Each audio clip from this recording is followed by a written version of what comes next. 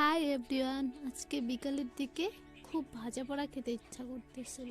তাই মাকে বললাম, মা কিছু একটা ভাজা পোড়া করো। মা বলল, ডাল ভিজে রাখছি, সব রাতে লুচি করব, তো এখন কিছু খেতে হবে না।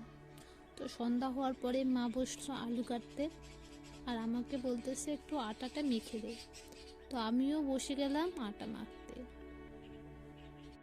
আর আমাদের বাড়িতে 6 জন লোক, তো সেই পরিমাণ হিসাবে আমিও আটার গুঁড়ো নিয়ে মাখতে বসলাম, আর চিনি, লবণ আর জল দিয়ে, কারণ লুচি একটু মিষ্টি মিষ্টি করলে বেশি ভালো লাগে। অনেকে আছে লুচিতে চিনি দেয় না, কারণ ওদের মিষ্টিটা ভালো লাগে না। আর অন্যদিকে আমার মা সবজি বসায় দিয়ে দিয়েছে। আমি বললাম, একটু দাঁড়াও, আগে আটাটা মেখে নিই, তারপরে আমি ভিডিও করব। মা বলতেছে, অত করতে হবে না, আটাটা মেখে রাখ, আমি এদিকে সবজি বসাই দিই। তো মাও সবজি বসাই দিয়ে দিয়েছে। তো এখানে তখন কিছু দেয়নি, একটু পরে লবণ, হলুদ, লঙ্কার গুঁড়ো, মানে যত কিছু মশলা দিতে লাগে সব দেওয়ার পরে সবজি রান্না করতে। আর আমি আমার দিদি অন্যদিকে আমি ডো করতেছি, ও বেলতেছে। তো এইভাবে করলাম।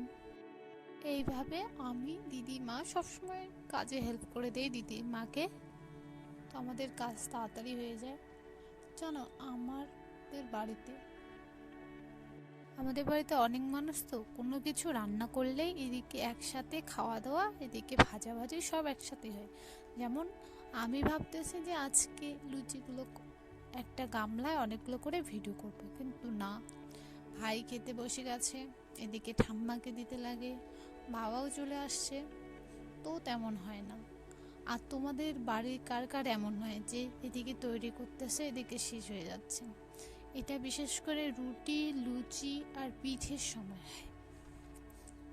আর তোমরা কিন্তু জানো না কাদের কাদের বাড়িতে এমন হয়। গরম গরম ছোলার ডাল, আর এদিকে আমাদের লুচি ভাজাও শুরু হয়ে গেছে।